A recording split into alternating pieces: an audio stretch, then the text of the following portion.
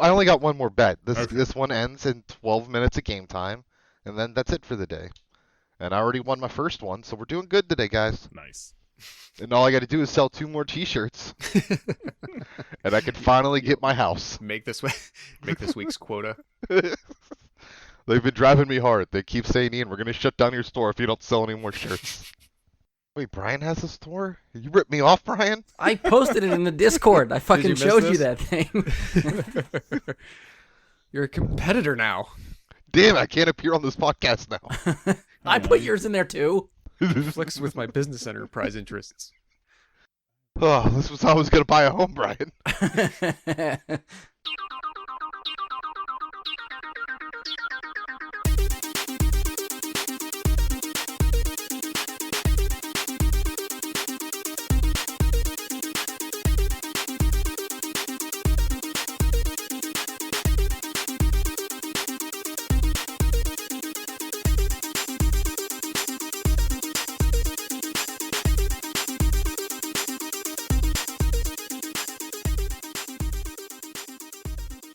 Hello and welcome to the continuation of our 200th episode. I'm your host, Brian Labick. Joining me for this episode was Andy Stolz, Josh Orch, Mike Bradley, and Ian Leidick.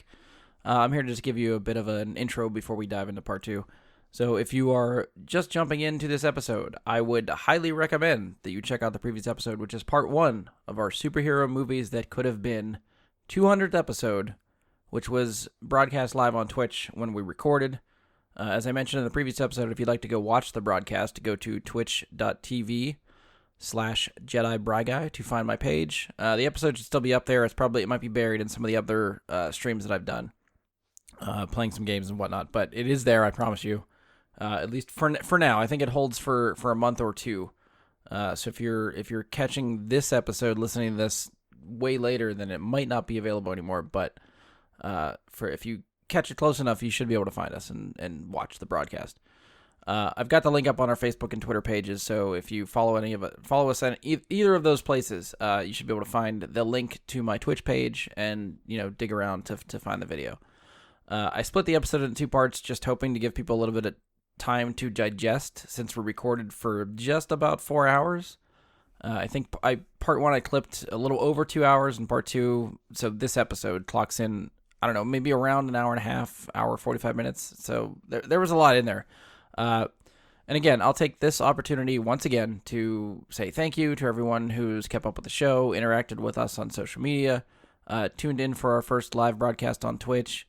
Even if this is the first time you're checking us out, thank you very much for just giving us a chance and, checking us out, caring what we say, I guess. I'll try to keep this into a shorter intro than the one I did for the last episode, so I'm going to try to wrap up here. When I toss it over to the recorded section, what we did before, just a reminder that the topic for this episode was superhero movies that could have been. I was giving these guys details on movies that never happened, and we talked about if they actually would have been any good or not, depending on what was involved with these movies. So I think that's enough setup. Enjoy part 2 of our 200th episode. All right, so next one. So, following the disaster that was Batman and Robin, Warner Brothers shelving Batman vs. Superman in favor of a Superman movie, and Warner Brothers didn't know what to do with the Batman franchise. They knew it could make money. They weren't sure how to get people interested in the brand again. So during this time, they began working on a few different directions for Batman before landing on Christopher Nolan's Batman Begins. So one of the proposed movies was an adaptation of Frank Miller's Batman Year One. Apparently, Batman Forever and Batman and Robin director Joel Schumacher pitched Warner Brothers the idea, adapting the story for the big screen, and then Warner Brothers pushed Schumacher out of the picture and began looking for another director. Someone was hired for this. I don't know if they got past the script phase, but can anyone tell me who the director was in the early 2000s to direct Batman Year One? Zack Snyder. No. George Miller? No. We'll get to George. Figured we would. Yeah. But I thought maybe tagged onto this before going to that other one. This is it Raimi? Nope. No, shit. it's another one I know I've heard a bit about, and it's like ringing bells, but I don't know which bells are. He directed Getting rung. Requiem for a Well, Dream. hold on, wait. Aronofsky. Aronofsky. Yes. Yeah. That.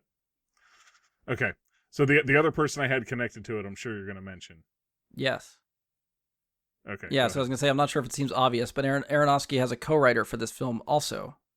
So, Mike, this might be where you're coming in. What do you know the co-writer is for Batman Year One? Joss Whedon. No.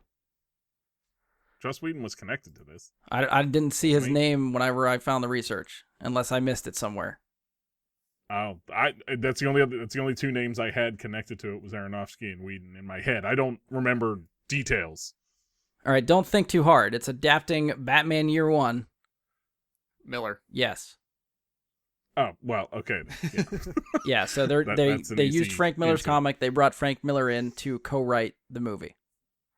So Aronofsky had said in interviews that they would have been starting completely new with Batman, essentially throwing out the established mythos and starting over. The idea was to, quote, infuse the Batman movie with a dose of reality, end quote. He goes on to say that we tried to ask the internal question, what does it take for a real man to put on tights and fight crime? So in this version, Bruce Wayne would not be a billionaire. Following the deaths of his parents, he would have lost his fortune and become homeless. He would have been then taken in by an African-American mechanic and former Vietnam War vet called Big Al. Bruce would learn... Oh, I thought they were just going to go with Lucius Yeah. Fox and some other, just change the character. Bruce would learn to fight by reading and researching. The Batcave wouldn't have been under Wayne Manor, but instead would have been in an abandoned subway station. Since Bruce grew up in a repair garage, the Batmobile would have been a tricked-out Lincoln Continental with blacked-out windows and bus engines under the hood. Selena Kyle was in the story. Bus That's engines? what it said. Selena Kyle was in the story as an African-American prostitute named Mistress Selena before she becomes You act like you've Catwoman. never seen Speed. Any idea who Aronofsky wanted to cast as Bruce Wayne and Batman? Jared Leto. No, but A that's a good homeless guess. Batman. Homeless Batman. He has Danny recently taken a DeVito. turn in the DC universe. What year was this? This would have been, I don't know, following Batman and Robin, so somewhere late 90s, early 2000s. Ben Affleck. No. Well, I mean, it's just a guess with late 90s, early 2000s. The you actor have to recently go took a with. turn in the DC universe? Yes. Homeless, Heath Ledger. No. Joaquin Phoenix. Yes. That works. So, out of that description for the setup for Batman, possibly Joaquin Phoenix playing Batman. What do you think? Aronofsky behind the camera. It's money. Not as much with all those changes that they said. Like in the Yeah, I don't mind. I'm with Josh. I don't mind the director and the actor, but the story just sounds awful. I mean, I think like it's still like, I guess Bruce Wayne doesn't have to be rich. Like you could spin it so that he's creative enough to work with what he has in a mechanic's shop to make the equipment and vehicles necessary to be Batman. it's not. There's other impossible. resources that Batman has that make what he does And maybe he works possible. up to that. This is year one, starting off. What does he have available Right. to him? No, but I'm saying like there's just innate resources that a billionaire has, is what I'm saying. Like it's things like access to like a medical facility to heal himself after all these fights he gets into where he inevitably gets injured. See, I Like feel like having that a would be shell company buy 10,000 bat ears. yeah, but that would be part of the fun of Yeah. the story. How does he adapt to this scenario? I think that builds the character of Batman and Bruce Wayne up. Well, you don't just become a billionaire though. I'm not. Well, he I'm would just not never even probably saying he's become going a to be a billionaire. billionaire. I'm just saying, as he is right now, struggling to survive, taken under the wing by a mechanic. That person becomes Okay. Batman. Money aside, like he makes it work and figures it out. It's probably a very crude bat suit. The gadgets are probably very crude. The Batmobile sounds very crude. It's not going to be pretty, but you could still it's work. It's another one of those stories that sounds like you could make it and not call it Batman. Yes. True. It could potentially be interesting and be a character study on psychology. And yes, if you're answering the question, like you said at the beginning, what would it take for someone to do this? What would they have had to have had to go through? All those things. Fine. Could be interesting. Don't call it Batman. It sounds like they kind of did do this, but from a different angle when they made Joker. Which, yeah, maybe could be. What would it take for someone to snap? Yeah. So Yeah, to kinda- become the Joker. Yeah. What is it? What does Well, that it's take? funny that they So use the same guy then. That's what I mean. That's why I'm like. It sounds like they did that. Just That's in, kind of from a like different Taxi perspective. Driver. Yeah. Well, yeah, Yeah. but I mean that's kind of what the Joker was, anyways. Well, I mean, same idea. So, Ian, what do you think of this film? Like it? It sounds amazing. I'd love it. I mean, obviously, I think we need a better director in there, but I mean, if this means I have a 10% chance of a Joaquin Phoenix ass scene, I'm down. Wait, say that slower. Joaquin Phoenix ass to ass. Okay, that's what I thought you said. Okay. I have to try to not immediately. For some reason, when I hear Joaquin, I always think of The Gladiator, and Yeah. that physical image, especially of his face and the dark hair, wouldn't work in my mind for a Bruce Wayne or anything. But I know there's plenty of other roles he's done that probably a bit more gruff, a bit scruffier. Definitely not as polished, not as sleek looking, that would help fit the bill. So I don't know if I would do that now, but if that movie had gotten made in 2000, potentially, yeah. Yeah. So what happened? So the movie basically fell apart over creative differences. Aronofsky and Warner Brothers had different ideas for the movie. Aronofsky was quoted as saying the studio wanted Freddie Prinze Jr. and I wanted Joaquin Phoenix. I remember Freddie thinking Prinze Jr.? Oh, for fuck's sake, Freddie Prinze, that would have been a train wreck. at the time that's the height of Freddie Prinze. Yeah, but as a homeless Batman, not even just as Batman. We're talking about a homeless Batman.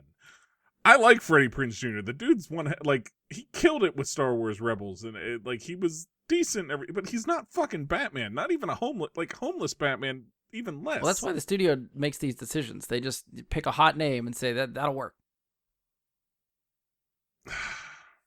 You're not wrong. It just pisses me off because it's so bad. So he started to see that, and he said, "Oh, we're making two different movies here," and then he left.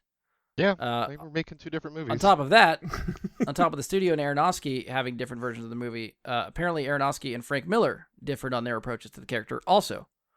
Frank Miller was trying to rein in Aronofsky, who continued to take the script and characters into darker territories. And if Frank Miller is telling you to dial it back, that might be a red flag that things are going off the rails. Yeah. Yeah. Also, what I found interesting is that Aronofsky has said to use Death Wish, The French Connection, and Taxi Driver as inspiration for this film, and we literally just talked about those movies being inspiration for Matt Reeves' version of the Batman. So this could be similar in tone, maybe not as dark as what Aronofsky wanted, but it does seem like it's leaning that way. Another thing that I found when checking this out, Aronofsky initially pitched a Batman movie taking inspiration from The Dark Knight Returns, which would have seen an older, grizzled Bruce Wayne. Any idea who Aronofsky wanted for the role of an old, grizzled Bruce Wayne Batman? Gary Oldman. No. Charlton Heston. Old, grizzled in the early 2000s. Banderas. No. Powers Booth. No. John Wilkes Booth. I mean, if he was going with something that would be really good, Liam Neeson. No. But Oh. Sean Connery. No. Sean Penn. No. Pierce Brosnan. No. We're just going with Bond now. Harrison Ford. No. Oh, good one. Oh, Sean, Sam Christopher Elliott's a Walken. good guess, but no. Ooh. Mm. Give me that. Yeah, I would watch him as fucking Batman in his old age. That would be Jeff awesome. Goldblum. No. Not Adam West, Chris. Your hint is get off my lawn. Eastwood. Clint Eastwood. Yes. Holy shit. Should have got that. Yeah, I mean, he's old. I don't know. I grizzled. don't buy that one as much. Yeah, I'm kind of digging the Sam Elliott choice.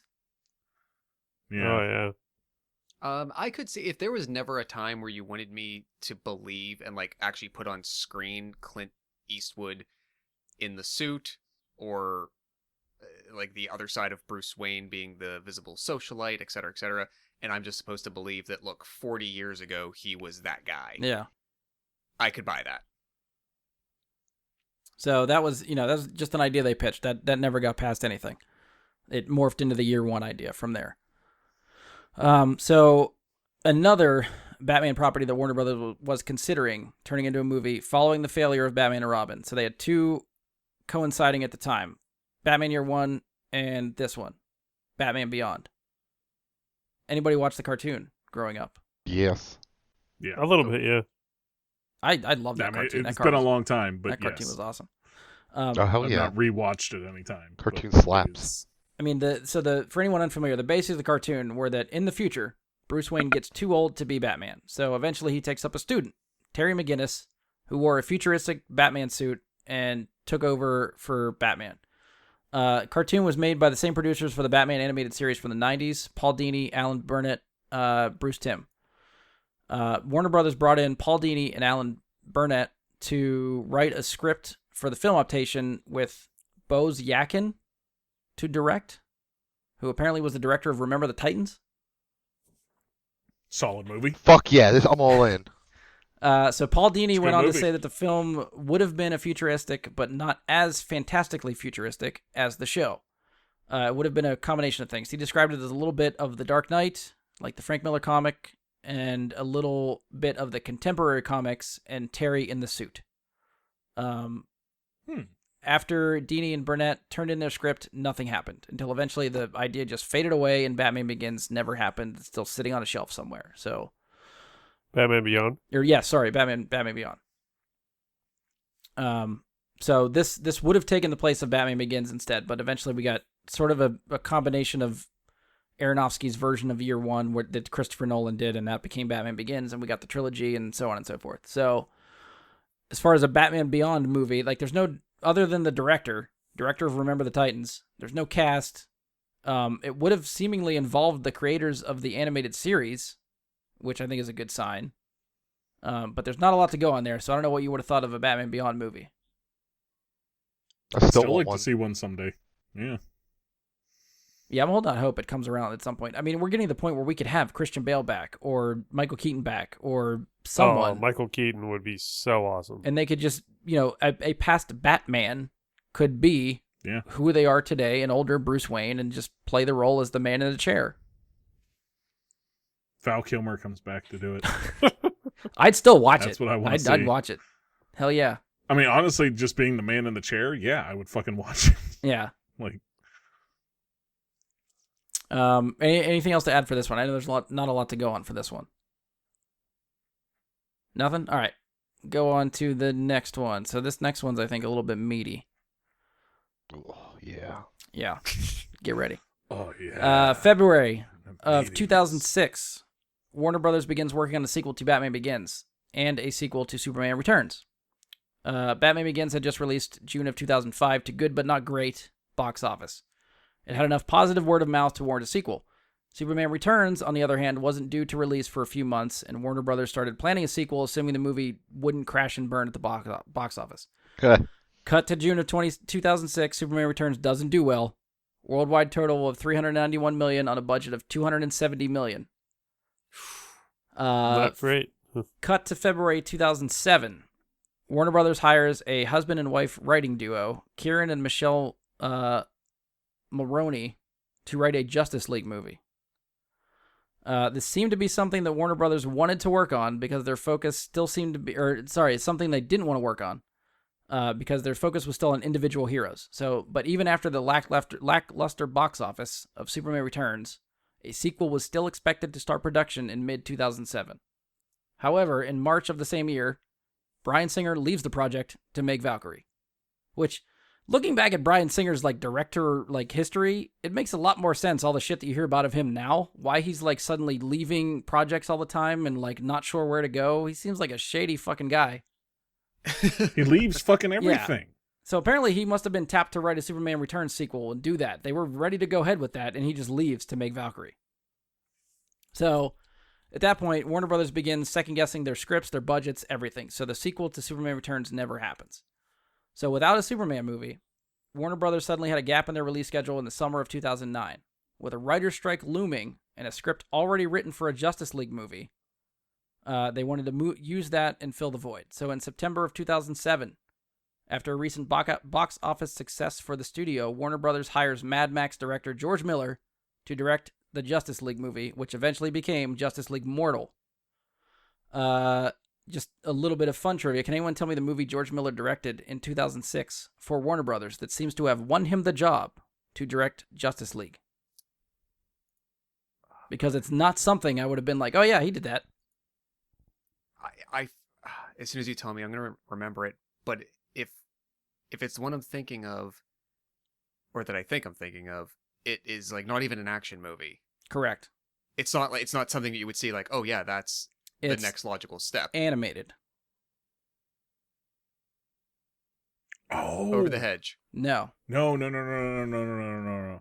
It's the Penguins. Yes. Happy Feet? Happy Feet. Yes. George Miller directed Happy Feet, which still kind of blows my mind. Yeah, that like the guy Mad Max and Happy Feet. That's very different. They go together so well. Polar opposites there. So as I was researching this one, because there's a good bit of information on this movie also, there's a few articles that pointed to another director that was apparently the first choice to direct this movie. It was not George Miller. Can anyone tell me who the first Zack choice? Snyder. No. This is probably another name that I would not immediately Joss pick Whedon. to be like, oh yeah, it's that guy. Mike, did you have a for guess? another director. Adam McKay. No. But that's actually that's a better line of thought, I think. Robert Rodriguez. No. Ooh. Mike, I would watch. did you have a that, guess? though. I thought you said, did you say name earlier? No, Okay. I didn't actually say a name. Sorry. Andy, any guesses? Nothing off the cuff, no. Striking out? You want me to give it to you? Jeff Tremaine. No. Jeff Tremaine. We got Steve-O as the Joker. I'd watch it. Like, Hell yeah. He directed like a couple fireworks Juno. up his ass. Oh, Reitman. Yes, Jason Reitman was apparently the studio's first choice Ah, okay. to direct the Justice League movie. Huh. Interesting. That's a choice. Yeah. So Yeah, I don't know if he's a good choice for that. But the script was said to be an adaptation of the Justice League of America Tower of Babel story arc. So for anyone that watches the DC animated films, Justice League Doom is also an adaptation of that story, which centers around Batman having data on the rest of the Justice League members and their weaknesses, should he ever have to put them down if they went rogue. So in this story are the villains Maxwell Lord and Talia al Ghul, who get access to those files and begin picking off the Justice League one by one. And if the summary I read is credible, there's a lot of like nanotechnology at play with some mind control. Sounds correct. So the second half of the story sort of has Superman mind controlled by Maxwell Lord. The Justice League have to free him by killing Maxwell Lord, but then Lord somehow inhabits the body of Barry Allen after that. And then Barry has to sacrifice himself to finally finish off Maxwell Lord. Of course. yeah, Barry's a sacrifice kind of guy. Yeah. So Well, he has to run into the sun. I get it. yeah. And the story does set up, like, Wally West is in the story. So when Barry dies, Wally picks up the mantle of the Flash, and you still have a Flash as part of the Justice League. Of course. So as far as the story is concerned, what do you guys think of the story? Okay? Or do you want to hear some Yeah, I actors mean, first it's before we start thinking about what this movie Probably could be? good enough. I mean, I mean, I really enjoy like the Deadpool kills the Marvel Universe stuff, and this kind of has that like feel to it. So I think I'd enjoy that. But I'm wondering like which Justice League, like would they just kill off the like ones no one really cares about that don't have obvious like stand-in Hawkman. replacements? Yeah, like Hawkman. I mean, I don't think anybody dies. The only casualty, I think, is Barry. Oh, so they start hunting them down, but they don't manage to finish any of them off. They all get, attacked and somehow Yeah. wounded, like to the point where they can't function and do hero things, but they all somehow Okay. save each other still. Oh, thank God. That'd be terrible if Yeah. one of them were to die and the stakes were raised. Be just awful. if they had just inserted Hawkman into the script so they could off somebody, Yeah. put a big name character as Hawkman, like a big name actor as Hawkman and off them, and it would work. So Warner for Brothers stream. apparently I like Doom though, so yes, I'd watch. Warner Brothers gave Miller $220 million for this movie. Script Wow. was in place. It was set to shoot in Australia, where the production would receive a major tax break for shooting there. At this time, most of the major roles were already cast. Batman, Superman, Wonder Woman, Flash, Martian Manhunter were already cast. Can anyone tell me who had those roles? So I remember two names that are attached to this, but I don't know in what roles they're in. Okay. One is Common. Yes, he comes a little bit later, so he's not one of the names I just mentioned, but he is in the movie. He did get cast. Okay, and the other is Jay Baruchel, Yes. because I'm a big fan. As- I like Jay He's another Baruchel. one that actually got cast a He- little bit later than this crew, so he's not in this batch. So save Okay. your picks. They're going to come up Yeah. later. Method Man. Okay. Army Hammer was Batman. Yes. Frick, the kid I from do remember Army Hammer getting mentioned because like was it the guy OC? looks the role so well, but he can't fucking act his way out of a fucking paper Oh, bag. shit, I know who Barry Allen was. What the hell is his name? From the OC. From the OC. Yes. It doesn't matter what character from the OC it is; it's bad. It's a bad Adam choice. Brody. Yes. Flash was Adam Yeah. Brody, Batman, Army Hammer. So we still have Superman, Wonder Woman, and Martian Manhunter at this point. Was, David Arquette. No. Damn it. was Wonder Woman Adrian Palicki even at this point? She was cast for the Wonder Woman TV show, Right. Okay. So someone. so it wasn't the movie. Keira Knightley. No. Keira Knightley. Natalie Portman. No. I mean, if you're gonna guess one, I'd actually be surprised if Might you as well guys guess the can double. get any, because they're not like well-known actor names. For I actually Max think the Landis. person that they cast as Wonder Woman hadn't really acted at all. wait, hold on. Now, there's another name that's coming to me, Okay. and I just watched a movie with this girl in it. The fuck was the movie I just watched? And that's why it's coming to me. so wait, she hadn't. By that It was point- with Jay Baruchel too. It was The Sorcerer's Apprentice. Teresa Palmer. I don't think. Yeah, you know what? One name I fucking forgot to put on here, and now I'm second guessing if she was in the movie. Was the Talia al Ghul role? Somebody was cast for her, and I somehow don't have it on my outline, so I can't remember who she was. So you Chat, might be look it right, up. because the name kind of sounds familiar, but I don't remember. I just watched because it's one of those things like we talked about this topic, so I looked up some shit. You know what I mean? And then I just recently watched The Sorcerer's Apprentice again because it's on. I think Stars has The Sorcerer's Apprentice right now. Okay. No free plugs. Yeah, no free plug. Sorry, Stars, you owe me 5 cents. Well, think a little highly of yourself. I don't. It's at least a nickel. All right. Any other guesses for Superman, Wonder Woman? Chat, hook Martian hook Manhunter? me up with this. Look it up. BB King. was Common not Martian Manhunter? No. Oh. No, I know who Common was supposed to be. Who was Common? We'll just get out of the way. Green Lantern. Yes. I don't know who the hell Jay Baruchel was supposed to be, Red Man. but No. I Damn feel it. like I've heard that as well. If he's wait, was he not Wally West? Not Who? Not no Green Lantern. Joe- I Oh, did Jay Google it, Baruchel. Mike. You're right. Teresa Palmer as Talia al Ghul. Wow. no shit. I connected the two because I was watching Sorcerer's Apprentice and I thought, oh shit, they did this together too. Yeah. And yeah, The Atom? oh the Atom. Wait, what? Is the Atom in the movie? No. J. No. Is he We'll the we'll get villain to that we've never heard we'll of? get to Jay. Okay. The there's two other characters that get cast a little bit later. Jay is one of them, Who's the other? and there's Or well, what's the other character? Aquaman. All right, so we'll just throw it out there. So Green Lantern's another one that comes later. That's common. Mike got that one. Aquaman gets cast later, and Maxwell Lord gets cast later. So Jay's either Aquaman or Maxwell Lord. Yeah, out of those two, which one do you think he is? Aquaman. If they put him in the classic bad looking type of outfit, yeah, I'd say Aquaman. But he's not blonde. I can't tell if though. you guys are joking or not. I'm not. He's not blonde, He's honestly like- Aquaman. Like Jason Momoa as Aquaman now is a not blonde Aquaman, and it works because he's Jason Momoa. I mean, the guy they cast for Aquaman is not blonde either. well, fuck. I'm So at a if it loss. wasn't clear, Jay Baruchel is Maxwell Lord. Him and Teresa Palmer Okay. would be the villains. Talia and Maxwell Lord.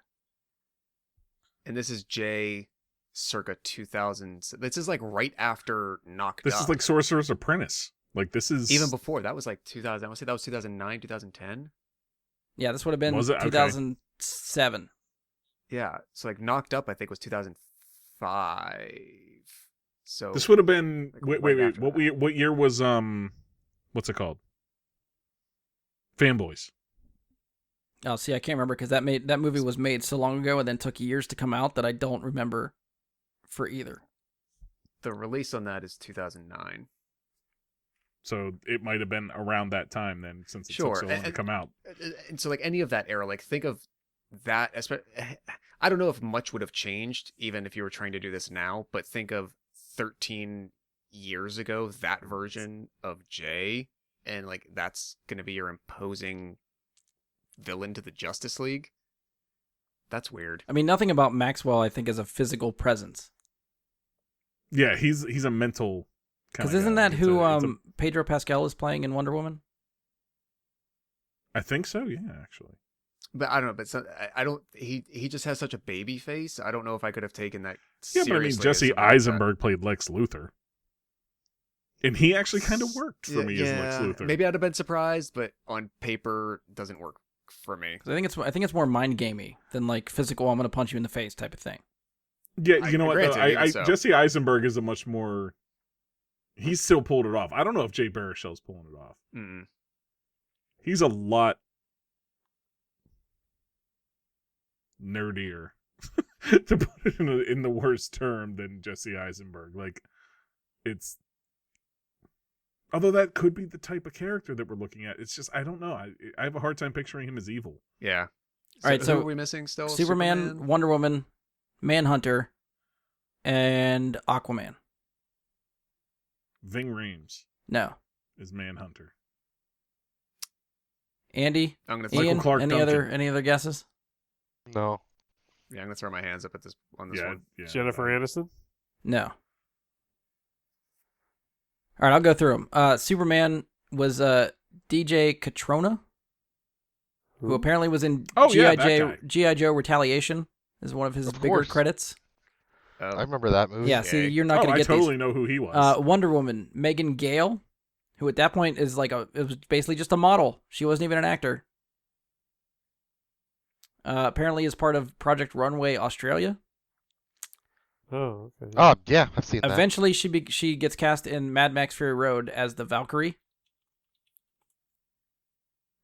Nothing? Okay. I'd have to go back and watch. Yeah. Manhunter. You know what? I actually buy her as Wonder Woman. Manhunter is Hugh Keyes Byron, who was also in Fury Road as Immortal Joe. Wait, he was Joe? Morton Joe. Yeah. Like he was Okay. like, So it's an old looking guy. I'll show you a picture in a little bit. no, like Immortal Joe. That's like one of like the main characters. Oh yeah. Like that's Yeah, isn't he the bad guy? yeah. Yeah. Like yeah, I know who you mean when if you say him. I don't know the actor's name, but I know who you're talking about. And then even just to compound this a little bit, September 2007, Jesus Christ. Variety reported that there was another actress in talks for the role of Wonder Woman before Megan Gale got the role. So this would be an actual actress that has a body of work. So I'll give you one last round of guesses for Wonder Woman. Any hints? So this is somebody that was not cast. Correct. Was in talks, eventually passed on the role for whatever reason, and Megan And Gale this is a got bigger cast. name? Yes. Okay. Hey, Hints? Brian. Jessica Biel. Josh nailed it. Jessica Biel. Whoa. Oh shit. Really? Yes. I can't not picture her in the Wonder Woman costume now. Damn. And then Aquaman would have been Santiago Cabrera, who I remember him as Oh, Isaac Mendez from Heroes. Oh, okay. Oh, okay. I was thinking of someone completely differently. So I don't know if I like that or not, but I know who you mean. if you guys want to check out Twitch, I will give you some pictures. Wait, we have like costume pictures? Very grainy costume pictures are in there too. Hmm. So here's your cast. Or at least the majority of them. So I don't know if this is some sort of pre-production party or something, but That's just Thursday. So you've got Miller, Baruchel, and I don't know. I think that's the Immortal Joe, the guy from Mad Max. Oh, That's okay, your okay. Martian Manhunter is bottom right. And then second row Oof. back from the left, that's Aquaman, Flash, Talia. Yeah, that's Teresa Palmer. I don't know about the two guys on the right. I think that's Army Hammer. Army Hammer's all the way in the back. He's at the top of the pyramid. Oh, yeah, that's him all the way in the back. You're right, because he's not that old. But yeah, so maybe, is that the Superman guy there then? Is that Diego Catrona or whatever? DJ Catrona. I don't think that's him. I might be, but I didn't think. All right, so I got another picture. Is that the guy from the Dos Equis commercials? It does look like him, doesn't it? Yeah. So same, obviously same party, same outfits and everything. Trying to think who's new. Wonder Woman's in this shot, back row in the middle. Yeah. Which one? Next to Morton Joe. Okay. She's not even looking at the camera. Yeah. She's too busy. She's taller being a than model. everybody else because she's a model. I think they're leaning down, Mike. So more or less, this is who your cast would have been. In their comic book personas. And Sure. then one thing that this is real terrible quality, but supposedly some sort of costume test for everybody. Oh God, really? So I actually kind of like the Martian Manhunter more than I thought I would. yeah, they actually tried to do a costume. It looks like. The I Batman like one it. sucks. Yeah, the Batman's ears are like 3 feet tall. What the fuck's up with that? Like, that's like some fucking like RoboCop And- shit going on. And that is definitely not common in the Green Yeah, Lantern. so maybe that was before he got cast, or they were just doing a costume test before they had someone in the role. I don't know. I don't like the Aquaman costume. The Wonder Woman costume is kind of sucks. The Aquaman other thing costume that I isn't found was bad. a better Reminds me of version, or at least a better picture of the Wonder Woman costume. The So Green Lantern one sucks. that's Megan Gale's Wonder Woman. That looks better. Okay. Yeah, I mean Pretty it's a standard. better photo of it. Yeah, but it's ho hum. It's muted tones. It's I don't know. Like Yeah, I don't know if it's just a okay photo, with if it. there would have been more color to it in the movie, or if that's the tone I feel they like were that's a going for. cosplay. Like, I mean, I couldn't make it. I know that, but well, It looks I've like never- she should be on in the movie Troy more than in a Justice League movie. hmm other than the blue, yes, I agree. Yeah. Like it has that look to it. The left hand side of that picture. All right. I'm going to take the pictures off. It's the last one. I also don't want to be the one to say she's got man hands there. It's like I see it and I think of Seinfeld. I'm sorry. It's no offense, Miss Gale. But All right. So what do you guys think of the cast and possibly having a George Miller directed Justice League movie? I'm down for George Miller to direct everything that Zack Snyder's not attached to. He's a good plan B for you. Yeah, it's 1-2, but the cast is fine, I guess. I don't know. It's always weird for me sometimes with these casts. I'm like, you got to see them actually do it, because people can surprise you. But I hate the costumes, so I don't like it. I'm gonna say I blame the actors for having poor costumes. I'd say personally, like half the cast, okay, sure. Half the other half of the cast, like why? Like why would you cast Wonder Woman such an important role? Why would you cast somebody that's not an actress? Like to me that seems kind of silly. Same goes for Armie Hammer as Batman. Listen, Armie Hammer looks the part for a lot of roles. He's a good-looking guy. He's big. He's muscular. He has a lot going on. I honestly have watched him in a lot of films. He just can't act. Oh, see, I was excited about that. I think Hammer would have been done good. I was excited for him as Batman. What has he acted well in? I love What him was the actually movie in when he Man was from in with, Uncle. yeah. Ian with gives me Cable, shit for yeah. liking that one, I think, but I like that one. The Man from what? Man from Man Uncle. from Uncle. No, I love that movie. I just gave you shit because it's such a long title. Movie's great. I don't know the movie. That's with personally. I Henry haven't watched Cavill it. or whatever. It's basically Cavill. like Henry Cable versus Armie Hammer. Yeah, Yeah, It's a bunch of spies. Okay. team Guy up to do Ritchie spy movie. shit. Is yeah. It's And- good. It's Yeah. good. Oh, I It based like has- on, I think, like a why have I not watched 60s this? or 70s era British Yep. TV show, I think. Yeah. Correct. And it has the I'm- greatest scene where Henry's sitting in like a boat or something watching a chase happen while eating cheese and like classical music plays. And he's drinking some wine. It's like the best Nice. scene in the film, I think. I'm I think surprised that's I've pretty seen this decent. and you haven't, Mike. I know Andy doesn't see shit, so what are you doing? yeah. You said Guy Ritchie film with Henry Cable, and I'm like, how am I not watch this? Like, what Yeah. the fuck? It got I overlooked even for went to see sure. that in theaters. It's not that old. I would say it's maybe 2015. Probably, yeah, somewhere in there. I'll have to look it up and watch it. Yeah, check it out. Um, Get back I to would us on that also one. Did we have say- a podcast episode about it? I remember talking about it on the podcast because I remember talking about Armie Hammer doing well in that movie, and I feel like you gave me We shit did, because of the yeah. accent. Like you didn't like his Oh accent. yeah, in that his movie. accent sucked, but the movie was cool as shit. Again, it's just when I've seen Armie Hammer, it's always like, man, I wish that guy could act. Like, it's just he works so well in so many superhero roles because he just has the physical appearance of. I mean, the guy's a monster. Yeah. He works well in a lot of different roles, but it's just like, I mean, if you're going into this movie, into Man from Uncle with that notion, I don't know if this one's going to win you over. But listen, you know what? I like Snatch a lot, so I'll be okay. He's using There's a the fucking quote. awful Russian accent. Right, There's right, the quote. It is out of fucking I like context. disgraceful. A lot. You Going need to on make the that poster. T-shirt That's- before this is ended. You need to make that T-shirt so that people can get that. Like Snatch. A lot. that'll be the clip show that I just used. Just out of context clips. I'm gonna write that down so I can come back to it later. Mike, anyways, Mike, I would also recommend Free Fire if I have not watched that either. you're looking for something that I actually really kind of enjoy that. I think Armie Hammer is pretty good in that. I don't have a problem with his casting per se. I'm more shocked that I never heard of Armie Hammer before The Social Network. Yeah, So me neither. for someone to pick him up and be on a radar in like 2006, 2007 to cast him as Batman, that's the thing that I find more shocking. And if they had made that movie with his career Again? at that point, I don't know how well he would have been able to do. Well, that's the risk for this, in right? that. Because there's no Put like the big guy actors in in a this. bat suit. These are all people that are like up and coming. Like George Miller is taking a you could gamble put with the this guy- cast.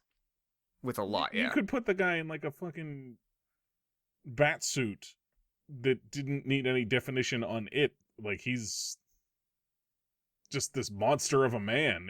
Like he has that going for him. He'd be intimidating as shit as a Batman. It's just the part of Bruce Wayne that where I feel like the issues would come in. Yeah, and especially Like, like 'cause- he would have been such a younger Bruce Wayne, but apparently he's already part of like an established like long-term Justice League. It would have been very awkward. I'd say the one piece of casting, well, even now, I would say if you want to cast Common as Jon Stewart, please do that. Yeah, I think that'd be I good. would, Yeah, I I'm would cool be with okay that. with that. He did pretty good with the fight scenes in John Wick. Yeah. But other than that, I actually, every time I've heard of this story over the last 10 years, I've always liked the idea of Adam Brody as Barry Allen. Yes. That's the one piece of solid casting that I thought always worked. Adam Brody might be too old to try to put in that role now if they were trying to like kickstart something and they weren't in the steps that they are, have been the last couple years. But at that time, he had been on television for several years. He had done several movies. Like he was solid enough that he's also not the He anchor of was that team. established. Yeah, like you Yeah. don't need him to be your Superman or Batman, but I think like he would have shined in that ensemble. Yeah, and I think that's more for me. I think just because from watching the Flash TV show all the time. Like, that's sort of my version of Barry Allen now, is Grant Gustin's Barry Allen, and I could definitely see Adam Brody doing something like that. Well, and kind of to what like Josh was saying about like he can be there, he can be a big help to the show and all, or to the movie and all that. It just makes me think like of The Boys and Chase Crawford. The way he's like not the central focus of the show, Yeah. but he's there and he adds enough, coming from the same, like a similar background to Adam Brody, where he worked on a similar kind of show. Yeah. And he comes into that with The Boys, and he's not expected to be the anchor of the show. It works. Yeah. I mean, you could sell me on Adam Brody in that sense. Andy, anything to add? Like the cast? Don't like the cast? Anybody stand out to you? I pretty sure if I heard the announcement of this when it came out, I'd be like, I don't know. I might wait for HBO. I kind of agree. It's kind of a meh cast overall. Yeah. Like, there's no one casting in there that draws me in. Like, oh fuck, I have to see that. Yeah, see, to me, I think that's part of the fun. Is like, I think this being largely unknowns, like, you don't have that, like, star power of, like, not being able to see someone in a different character. Like, these people haven't really done much, so they could come up as these characters if they do it right. I don't think you need that in every role, but don't you need that in, like, a role? Don't you need a draw? I mean, Don't you yeah, need somebody maybe. that's Your the draw's big the draw? director here. What'd you What say, was that, Ian? Ian? The draw's the director for this. Yeah. Good And point. how much does your average moviegoer know at that time about George Miller? Your average moviegoer. Well, that's where you're offsetting it, though, by using the DC property for the general audience, too. Right. They're seeing Batman Right, and no, Superman and all I these get what characters you're in a saying, but movie I'm saying, together. like, Like, keep in mind, this would have been Post-Fury before Road, the like, Avengers. Right now, I'm saying right now, George Miller would be a huge draw as a director. Mm-hmm. Rightfully so, but I don't know that at that time George Miller's as big of a draw. I mean, not probably the general public, and that's what I'm saying. I think they're also offsetting that then with the choice of the property. Like, you still don't have that But yeah, actor I think power, you but I still think need that star power actor somewhere. One. You gotta have one that's that big draw. Jay Bruchel. I can see why. Jay Baruchel's as your the big villain.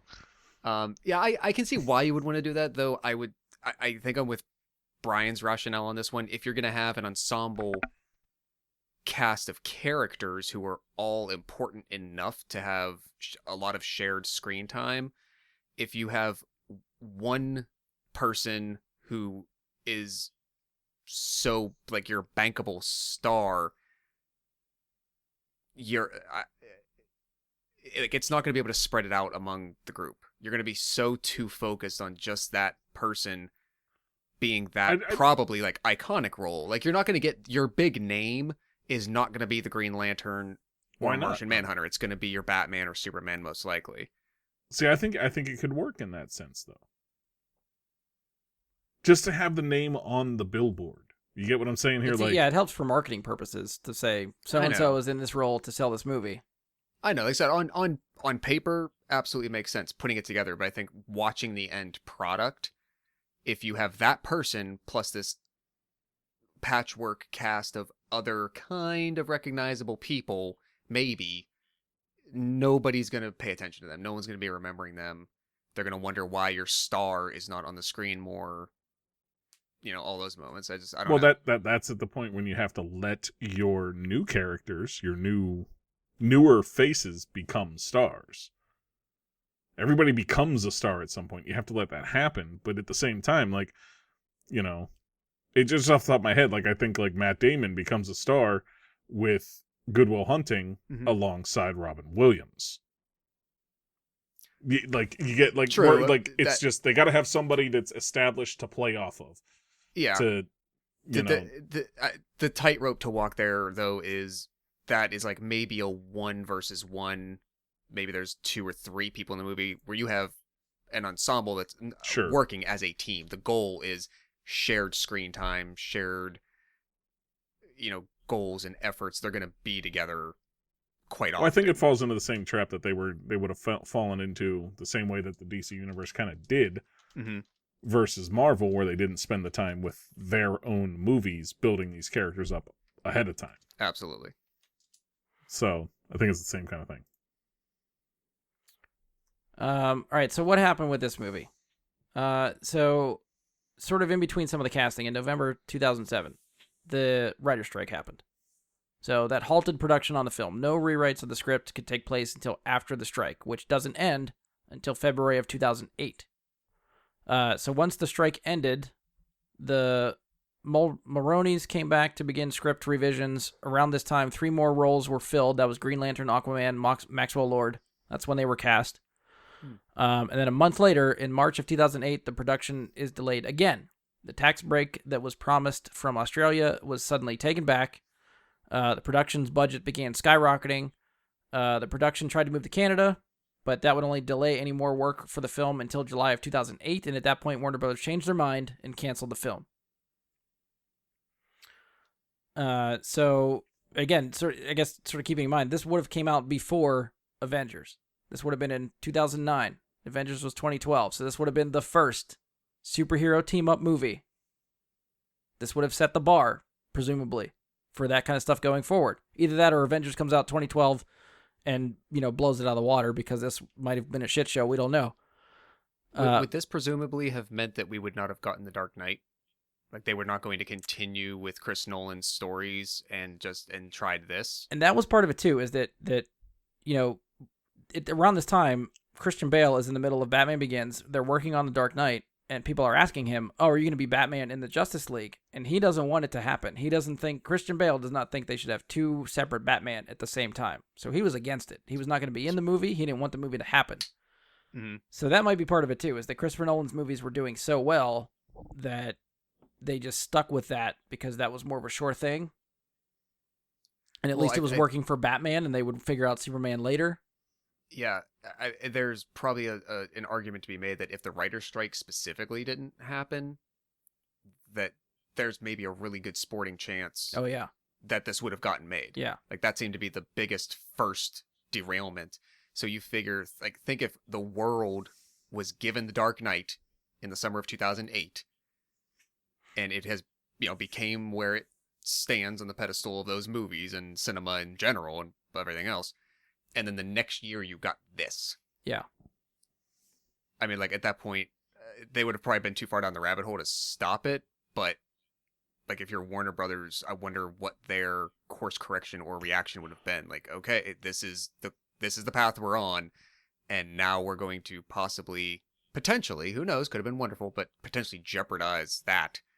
Even if you're really risky, even if you're Marvel project, how do you have a knee-jerk reaction to this movie coming out 4 years earlier, or 3 years earlier than Avengers, or do you just stick to your plan and say we know what we're doing, we're just gonna do it this way? I feel like they had their plan. I think that too, yeah, for sure. But it'd be curious to see. It'd come down to, I think, how much money this made. I think for Marvel, Well, if this true. made a lot of money, I could see them speeding up their timeline. Yeah. Yeah. And it was something I wanted to point out is I definitely think this movie gets 10 out of 10 explosions. Simply because they had a big budget and they didn't spend that much on cast. Yeah. Good point. So they would have had a lot of special effects budget for this movie. And I feel like that just leads to the 10 out of 10 explosions possibility. It's there, and I think it's very high, and you can get the leggings at my store, teesprings.com/Leroy Exports. I'm actually looking at that shirt. You know what? 10 out of 10 explosions. That's kind of a cool shirt. Mike's gonna accidentally buy another one. That wouldn't be an accident. This one was a fucking accident. that one actually might be fun. I put some effort into that one. Yeah. It has an explosion on it. It's pretty good. All right, and last call for George Miller's Justice League stuff. I will point out, too, that they're, just like with the Superman Lives, the Nicolas Cage Superman, Tim Burton Superman, there is supposedly a documentary about this movie being failed production at some point coming out. I think it's called, what I find? 7 Friends, George Miller's Justice League is the name of the documentary.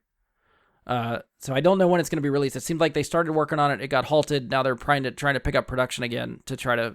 They've apparently got behind the scenes production art and stuff like that to see what this movie would have been. So that's another documentary that when it comes out, I'll be really curious to see what that's like.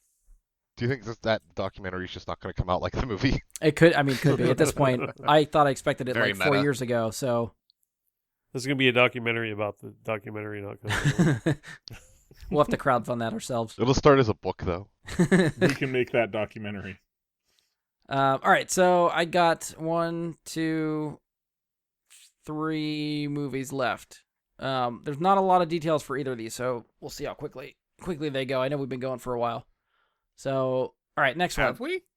It doesn't feel like it to me, but when I No, it every really time I doesn't. look at the timer, it's like, oh shit, we've been going for that long.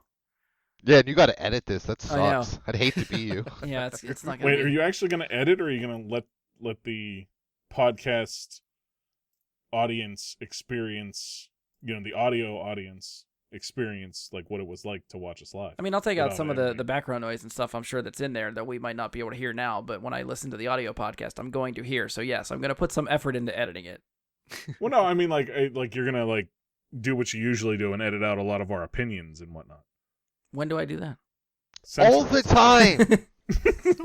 You're going to censor the shit out of us. All I right, next bet one. there's like 10 less white spider liquids in this audio version. You have to keep a tally. Listen back to the Twitch stream and then listen to the audio podcast. See how many it differs. All right, 2007. Sony and Sam Raimi were attempting to make another Spider-Man sequel with Tobey Maguire and Kirsten Dunst. So this would have been Spider-Man Kirsten? 4. Kirsten, yeah. Kirsten? The rumors are that the movie would have added Black Cat and the Vulture. Can anyone tell me which actors were rumored for those two characters? Hulk Hogan. No. Malkovich. Josh, what'd you Jessica say? Alba. All right, Josh, first, what'd you say? John Malkovich. Yeah, Malkovich with Vulture. Andy, what was your guess? Alba. No. I kind of want to see Jessica Alba in a Black Cat costume now, though. Well, she would have been right. Number one, yes, and number two, she would have been right in the middle of Fantastic Four at that point. Almost the same costume. Yeah, right. Going for let's gamble. Carmen with Anne Electra. Hathaway. What was the guess? I said Carmen Electra. Josh? Anne Hathaway. Josh got it. Damn it. 2 for 2 on really? this one. Yeah. So So she went from on to be another possibly cat. Black Cat. She went to be Catwoman. Yeah. Okay. So that's not a lot here. I mean, I can tell you a little bit why it didn't happen, I guess, but as far as what this movie would have been, I don't think it got too far in the running. They had a somewhat of a script going around. They had villains sort of attached that they wanted to do. Sony, I think, was more just trying to push stuff out. So like, I guess they hired James Vanderbilt to write the script. Or sorry, it wasn't until they hired him that it hit a snag. Raimi thought Vanderbilt's draft wasn't good enough, which triggered more rewrites, none of which were acceptable for Raimi. Sony was insistent they wanted to release a Spider-Man movie in 2011. Raimi wasn't seeing a script he liked. He left the project, citing there wouldn't be enough time to put the movie together to fit Sony's release date. So instead of replacing Raimi for Spider-Man 4, the studio rebooted the character. Mark Webb, Andrew Garfield, Emma Stone, we got the Amazing Spider-Man. So Funnily enough, Vanderbilt's script was not good for Spider-Man 4, but Sony kept him on to craft the story for Amazing Spider-Man. wasn't a lot of this because Avi Arad finally got his fingers into Spider-Man 3? I mean, he's always been producing Marvel movies. But I mean, didn't he like really dig in with like the Venom thing in Spider-Man 3 and start to cause the deconstruction of Raimi's trilogy? And then, well, wouldn't have been a trilogy, would have been more than a trilogy, but I mean, I thought thought everything I read was that was the studio, not necessarily. I guess I don't know where so Avi Arad isn't works. he kind of the studio? Well, yeah, Like, I don't know if he like- works for Marvel or if he works for Sony. I was always on the impression it was Sony pushing to have a popular Spider-Man character in Spider-Man 3, which is how we got Venom. But I mean, you might be right. Maybe it was the studio side on Marvel, and maybe Avi Arad pisses me off. Anytime I hear him talk about Spider-Man and what they're trying to do with Sony, he just makes me angry. So I would not put it past Avi Arad being an idiot and just shoehorning I in thought I Spider-Man had read stuff. that like, well, I thought I had read that he was the one like behind the whole problem with Venom, like behind like shoehorning Venom into 3. I mean, it wouldn't Yeah. surprise me. I don't think like, Venom was shoehorned in. It was clearly established, and they put a lot of thought into it. definitely. That's You're, why- you're talking about Spider-Man 3, right, Ian? Oh, Or- so talking about Venom. Okay. Talking about both.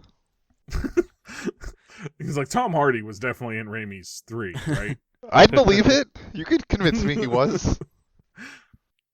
That aside, I try to think of like John Malkovich and Anne Hathaway as villains for Tobey Maguire, and it doesn't work for me. Yeah, I think the villains are good. Like Anne Hathaway's Black Cat, John Malkovich as the Vulture. I am on board with. It's Maguire in that universe. Yeah. Well, it's like it's in the universe that Raimi created. I don't see them working in a different Spider-Man universe. I see them working as the character. That's true. Yeah, I'd buy that. Like he was, Raimi's were like they had a little bit of tongue in cheek to them. Yeah, and I feel that Malkovich and Hathaway are little bit like nail on the head castings. Okay. Like more realistic castings, kind of the way like Keaton wouldn't have worked opposite Tobey Maguire as the Vulture. Like that Vulture doesn't work in that universe. Well, do you like it or I don't don't see... you? I guess I'm unclear where you stand. I like the castings of the characters, but not in Raimi's universe. Okay. Does that, like, I hope that makes sense. Does, but it's a coward's answer. All right, Ian, where do you stand? Love it, love it, love it. I need more of the Raimi Spider-Man still. I want Tobey Maguire to get back in the suit now, even. I would like that. Sony pass is himself nothing. off as a college student. Yeah, sure. I mean, I could be in college now. You guys wouldn't be able to tell. Sony has never done anything wrong with the Spider-Man property, so I would trust this to be a good movie. I don't even know. Andy, where do you stand? I gotta we get away just from talked Ian on about this George one. Miller. Based on the train wreck That's that big. was Spider-Man 3, I don't think there's any actor or script that could come back from that. As much as I like John Malkovich Amen. and Anne Hathaway, I just don't think that is going to be a good movie, no matter how you slice it. Yeah. To be fair, wasn't this script pitched around before Venom was shoehorned in? What, for these characters? Wasn't this like in works before Spider-Man 3 was completely ruined? That I don't know. Okay. I didn't look for What the I dates had to see read how far about back it before- these ideas went. Was that Spider-Man 3 was really supposed to just focus on Sandman and that storyline. And the stuff with Harry was supposed to be kind of tangential to the story, like it's going on, but it's leading to something later. And it was supposed to be just a focus on Sandman. And then the studio got involved, and we got more Hobgoblin. We got Venom to begin with altogether thrown into it. And then that kind of threw off what was going on or what was planned for 4. Yeah, I don't know how far ahead they planned that stuff. I didn't look that part up, so I don't know. Well, I mean, that was what I understood, was that, like, 4 originally was meant to be like a Hobgoblin story, was meant to be Harry versus Peter kind of thing. They were kind of going to, like, foreshadow that with the Sandman story and all that they were doing in 3 and make that into the 4th movie. And then all the other shit happened. And so what you're talking about wound up being what the plan for the 4th movie was that ended up scrapped. Yeah, maybe. I mean, I thought I remember reading, like you said, Sandman was supposed to be the focus. Venom was shoehorned in to Spider-Man 3. But other than that, that's all I remember. Okay. Wait, like I said, that's just what I had read. It's all, hearsay sources, of course. Yeah. These are not the people themselves. None of these are Sam Raimi speaking directly. Going off of Andy's comment that, like, after number 3, it was just, like, everything was just too tainted to be able to course correct in any way. I'd say about a year ago at this point, Sarah had never seen Spider-Man 3, I think, and it had been years and years since either of us had ever watched the first 2. So we went through the trilogy, and I kind of alluded to this, like, earlier in the conversation, I think, when we were talking about X-Men, but the first, in my opinion, the first Spider-Man, the first Tobey Maguire, does not hold up. I can see that. It is not aged as well as I think. Again, if you haven't watched it in 10 years, you probably think it's better than it is if you watch it again. The Green Goblin suit always looked dumb to me. So, I mean, there's various things. It's just like the kind of the production design to me in certain ways, just like the way that a lot of stuff is obviously like soundstage shooting and whatnot. It's not a sin in and of itself. It's just how I view it. But through that lens, and you know, Mike, the way you're talking about, like, it just doesn't fit in that universe kind of stuff. Thinking about that, thinking of actually what the first Tobey Maguire Spider-Man looked like, how it was made. By the time you get through, the third one, like, this is where then I catch up with Andy, because I think going through that path, there's nothing about a fourth movie with those characters, with those actors framed in that way that I think could have saved it at all. Yeah. Now, which is weird because Spider-Man 2 is actually one of my favorite superhero movies. I love Spider-Man 2. Alfred I think Molina it's fucking killed it. Really good. And I was really looking forward to Spider-Man 3, and oh my god, it was such a letdown in the theaters. It was, holy fuck. But you got the memes out of it. And you got the couple of jokes in Spider-Verse. Yeah. Which was also the memes. That's kind of the same thing. Oh, okay. Let's not also forget that out of Spider-Man 1, we got the Saliva and Chad Kroger's song/video. Yep, that was the thing. I love that you call him Saliva. No. That was the band. Like, it was Saliva featuring Chad Kroger. Yep. Made the song. Is that what's credited? I thought it was just the singer. That was was it named Josie something with Chad Kroger? But maybe I'm wrong. Or maybe it was Josie with Nickelback. I don't know. We're not Either going to check way, the like, semantics It of was the one of the soundtrack two. right now. It was either Nickelback with Josie or it was Saliva with Chad Kroger. Whichever it was. On Those seem paper, widely that doesn't different. help either of them. No. But it's a thing. The hero song. Yeah, I'm yeah. gonna Google Like, is it was Spider-Man Hero in something. Nickelback. All right, last call for Spider-Man 4. Moving Hashtag on. that. with Spider Liquid. That. All right, next one. We'll start this one off with a question. In 2006, DC hired someone to write and direct a Wonder Woman movie. Who was that person? Joss Whedon. Correct. Damn it. Okay. So this was after That makes years sense. of pitches and screenwriting, Joss Whedon was offered the chance to make a Wonder Woman movie for Warner Brothers. At this time, Whedon was sort of a bit at a low point. The Buffy universe was done. Serenity had underperformed at the box office. But obviously this movie didn't happen. So Whedon worked on the script for 2 years. He had said in interviews that it came down to creative differences between himself and the studio. Whedon and Warner Brothers had 2 different ideas for the movie. Neither one was budging, so the project ultimately was discarded. After the movie was scrapped, Whedon had said he had someone in mind to cast as Wonder Woman. Does anyone remember who Whedon wanted as Wonder Woman? Is this Jennifer before Garner. or after Dolls? No. That's a good question. I don't remember when Dolls was. I'm sorry. Do you say it was before or after? That's the what I don't know. question. I don't remember when Dolls was. This is Okay. 2006. So when was Dolls on TV? You're asking year Then- I don't know. questions. I don't know. Did you have a the guess, answers. Ian? Or you? No. Wait, do you mean That Dolls was or my Dollhouse? question. It was Oh, Dollhouse. Dollhouse. Yes, that's the one. Are we trying to think of Eliza Dushku's name? I thought that's where Is that Ian where was this going, came but then from? he said he didn't have a guess, so I don't know. Oh, all right. Let's go with that. Whatever. I would watch Eliza Dushku as Wonder Woman. But no, that's long story short. No, it's not her. Is that anyone from the Dollhouse universe? No, Olivia Wilde. no, Mary Kate. no, China Go from ahead. wrestling. no. I She didn't watch goes the on. shit out of that. She goes on to be cast in the MCU. Oh, was it Emily Blunt? No, Shit, she never did. She Evangeline was, Lilly no, in the MCU. Scarlett Johansson. no. Kobe Smulders. Yes, Oh.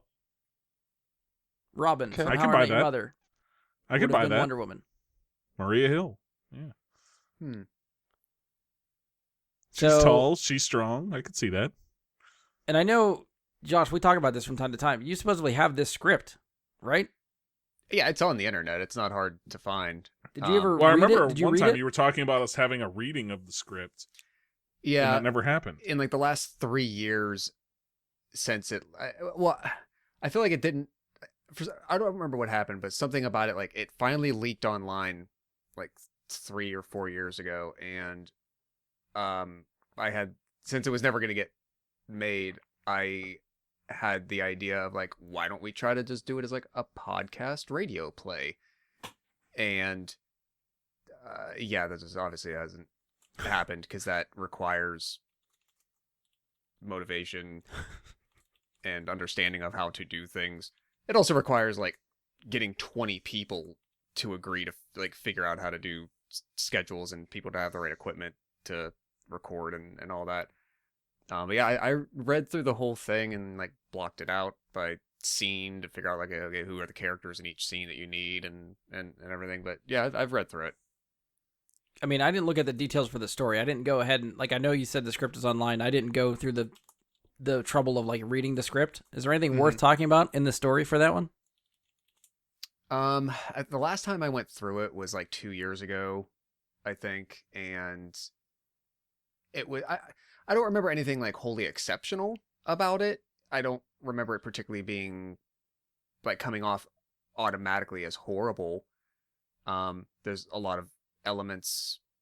Not, I wouldn't say that like ended up getting preserved for the Gal Gadot version by any means, but you know, there's a point that facilitates the way that she meets Steve, and a combat scene with like our Earthrealm armies and like a dictator or something somewhere in like South America or something that would like be an exhibition for her strength and her powers and whatnot. And then there's some kind of more like overarching like nefarious plot to do harm to the world that they get involved in and trying to stop and whatnot.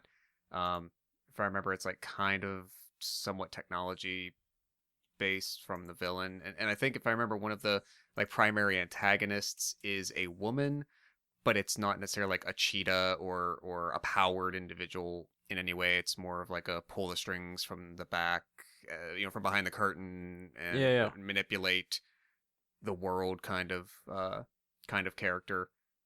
Yeah, like I said, I wouldn't say So the villain bad by was any who? means, but what's that? Who was the villain? I don't recall. Like I don't know that it was off the top of my head. I don't remember it being just easily like, oh, this is the person, this is the character that we all know from DC or from Wonder Woman, to say that was the one they picked for that. Okay.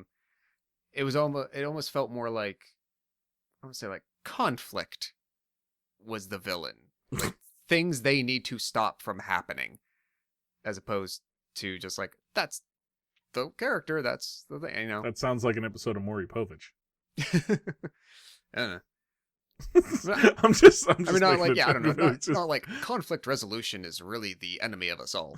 No, it's yeah, it just didn't stand out. Like, they had Ares in the Gal Gadot right, version. or Like, Ares there was or not Cheetah a character or, like yeah, that was just the big bad. But I Okay. that was like 2.5 years ago, the last time I read it, so I could be completely wrong and not remembering. Fair enough. Well, given that summary and Joss Whedon writing and directing and Kobe Smulders as Wonder Woman, what do you guys think of that movie?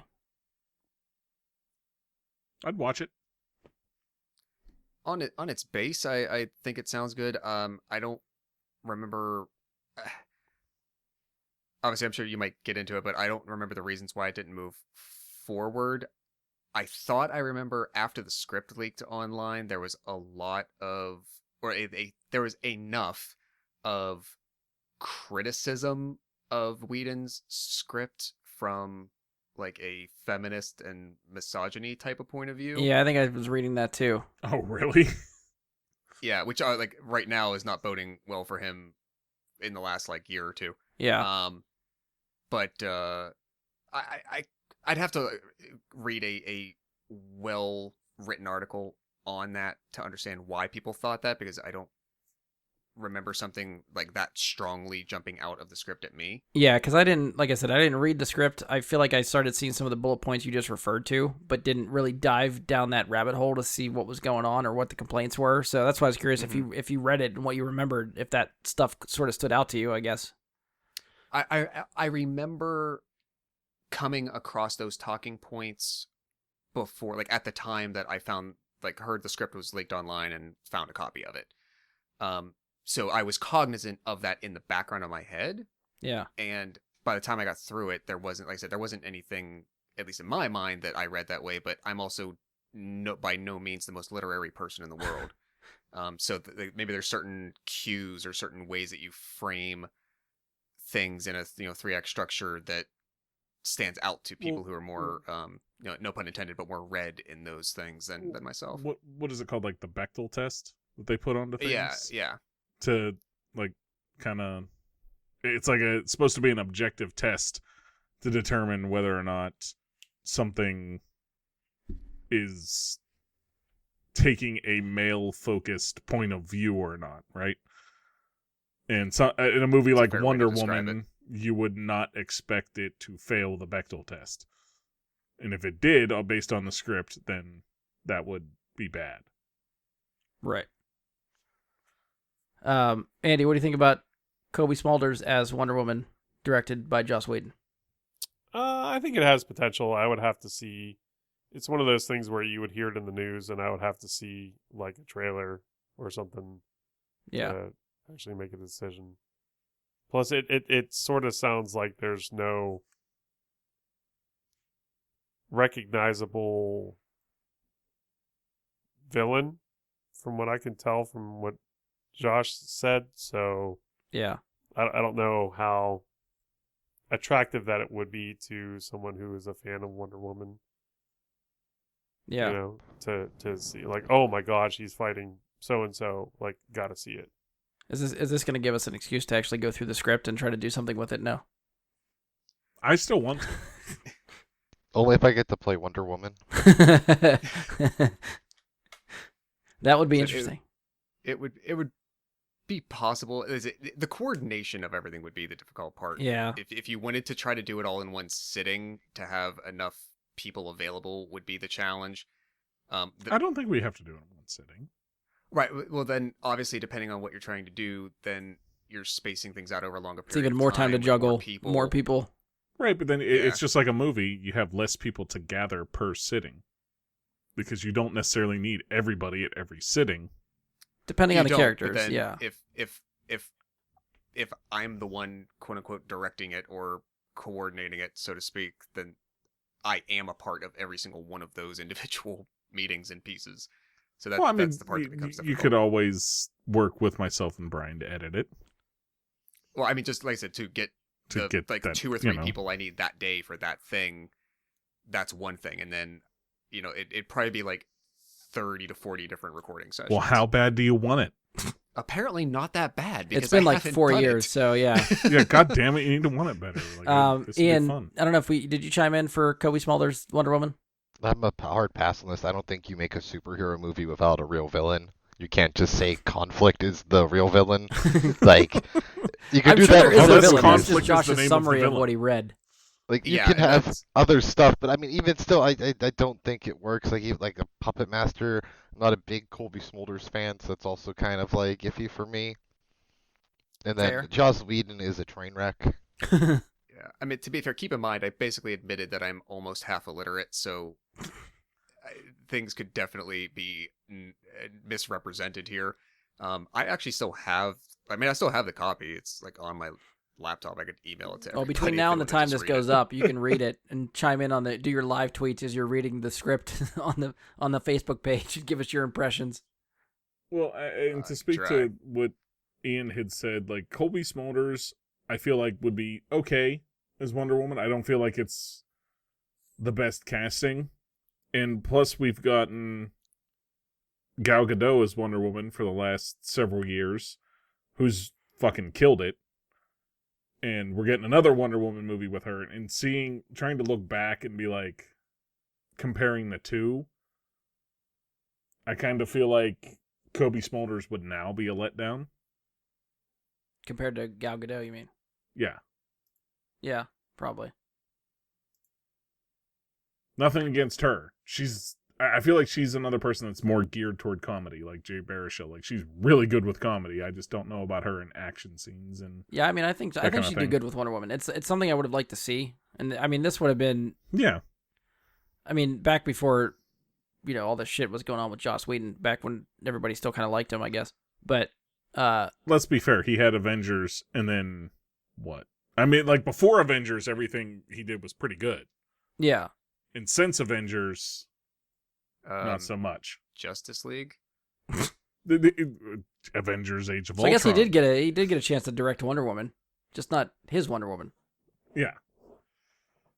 It just didn't work out after Avengers for Joss Whedon. He kind of things went wrong. I mean, I know he's got other stuff going on. I just don't know what it is right now. But all right, last call for Joss Whedon's Wonder Woman. Anything else?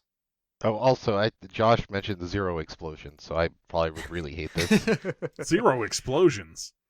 I mean, you might. I think at max, I could easily think of maybe 3 that occur, but that's still quite low on the That's seesaw not enough, of yeah. explosions. Yeah, 3 explosions in a movie is like 0.5 Why even put explosions on him the in? rating scale. Yeah, Why even I mean, put 'em in? that's like Honey, I Shrunk the Kids. Like, That's not even an action movie. That's a drama. Yeah, the Pelican Brief had an explosion.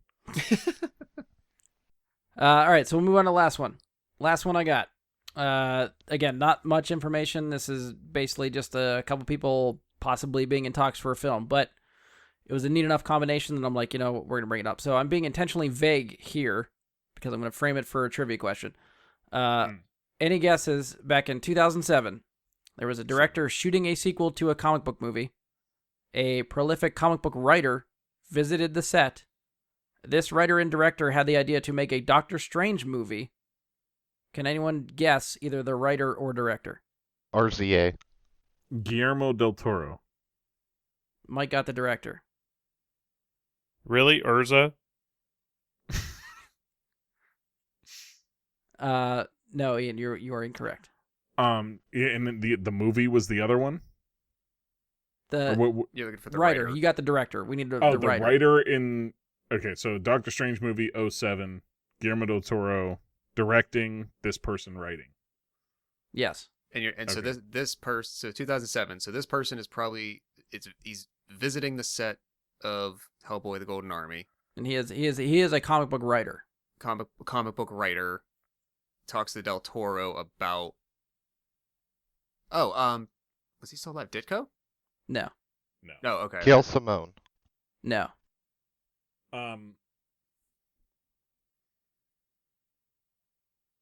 On the chance that we mentioned him earlier, Brian Michael Bendis. No. I'm just trying to think. Like 2007, Bendis was big. That was like Civil War, wasn't it? Mm-hmm. Kevin Smith? No. This writer has written some other Alan things. I'm not Moore. gonna name one of his Neil bigger Gaiman. things because it'll give what? Neil Gaiman. Yes. Yeah. Yeah. Neil I Gaiman got one. and Del Toro. So Gaiman tweeted in 2015 that Marvel wasn't interested in their idea for a Doctor Strange movie. Fuck them. This would have been the greatest movie of all time. Yeah, That's about seriously, all we that have to is go a on. Great I agree. combination. Del Toro was also quoted as saying he sees Doctor Strange as a pulpy occult detective / magician, but that he quote unquote wouldn't use the suit. So it could fine. have been a You Doctor mean Strange like the movie cape? without the costume. That's fine. Don't need So- it. Okay. I got Del Toro. Like, Yeah, At Del the Toro time, would come up with some other costume that would be just as awesome.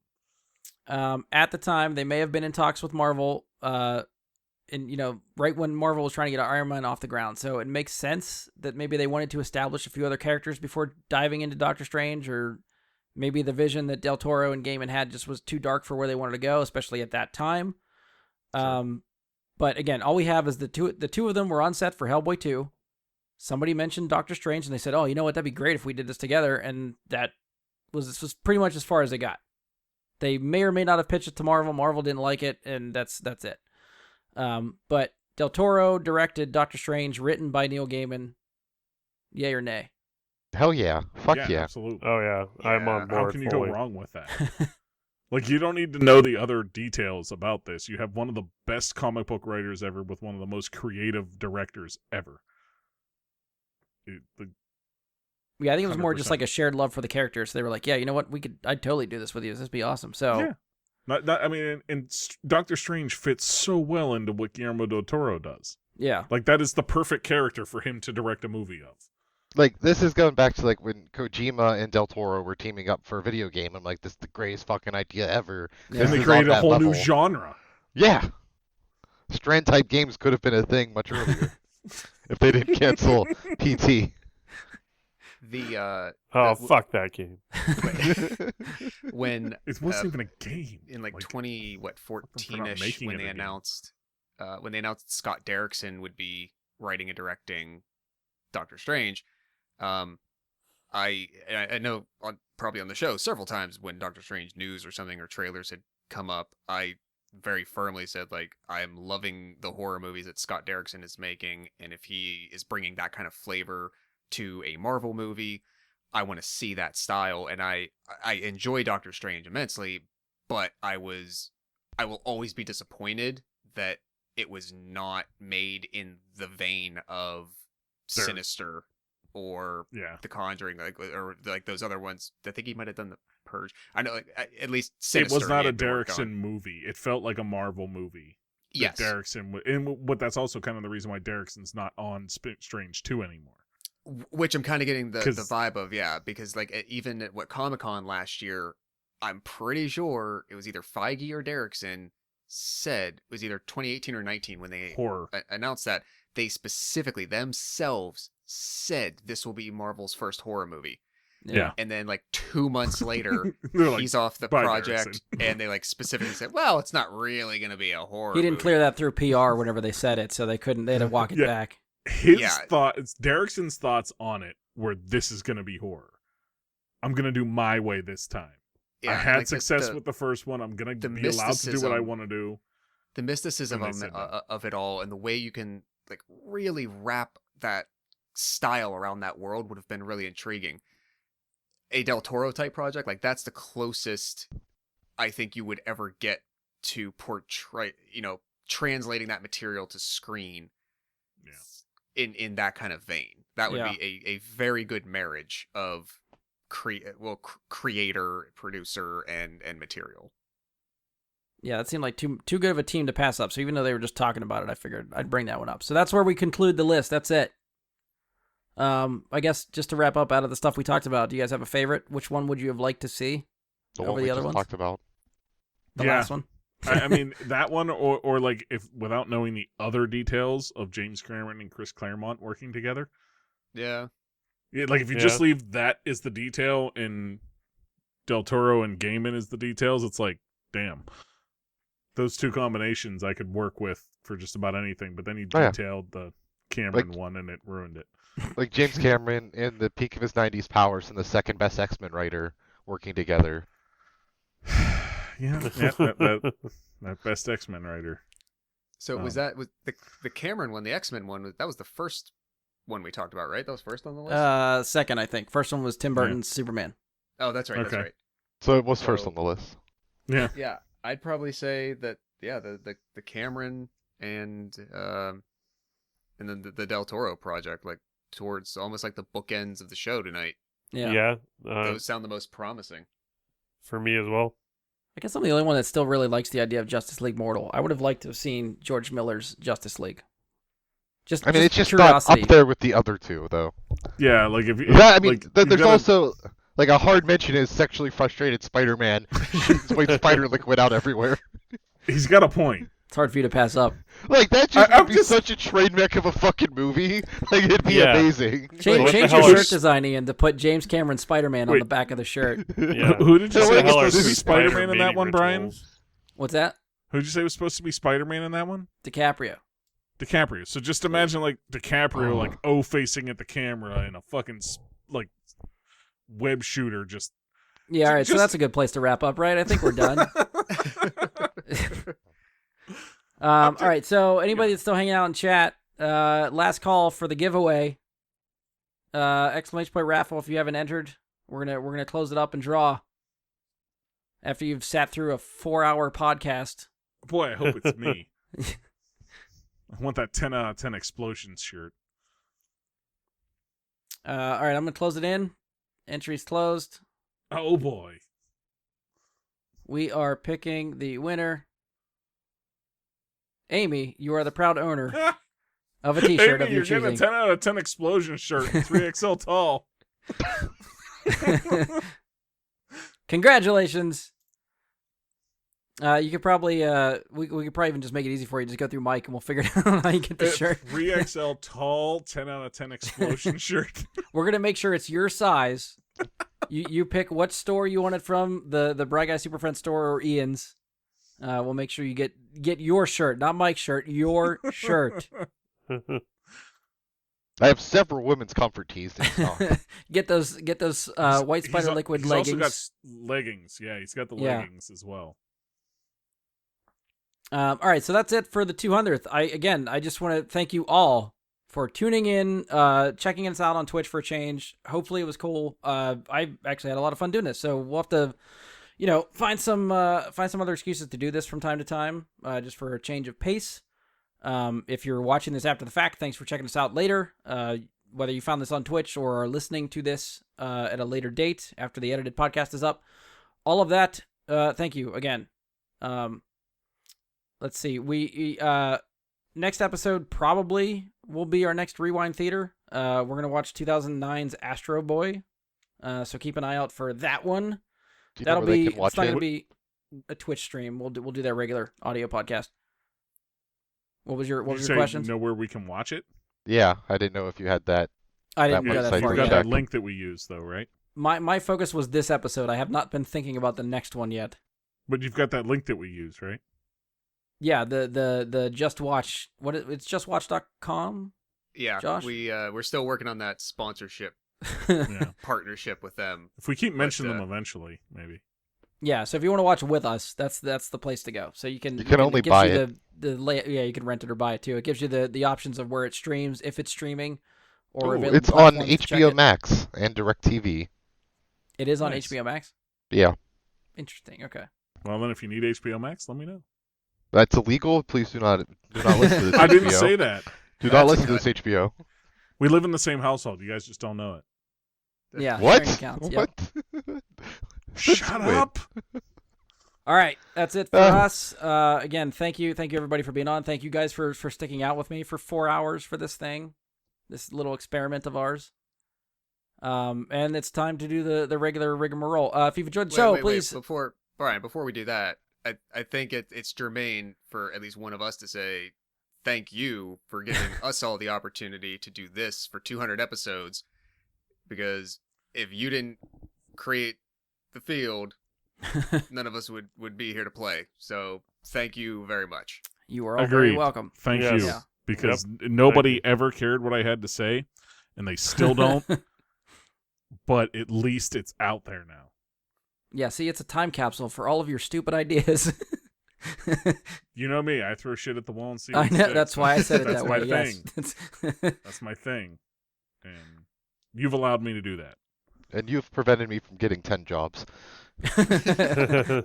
Off of that one $25 T-shirt sale.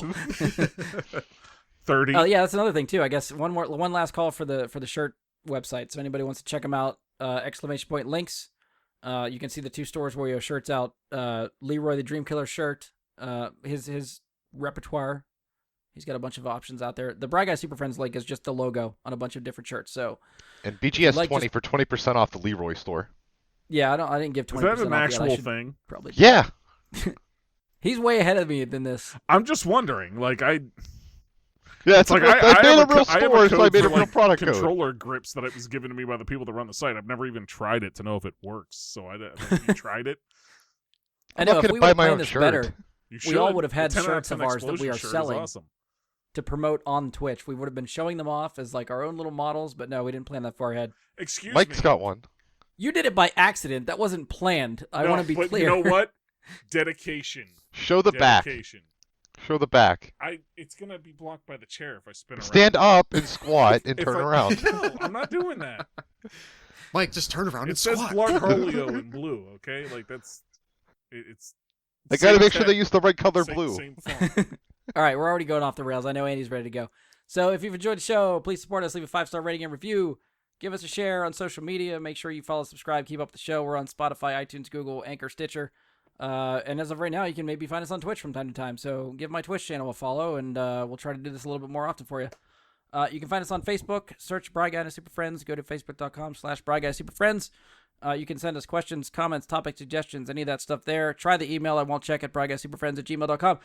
Find us on Twitter at BGSuperFriends. And on behalf of Andy, Ian, Mike, Josh, and myself, and everybody else that's ever been involved in the podcast, thanks for listening, and we'll talk to you next time. Happy Suck to it down, Simple Nation. Yeah.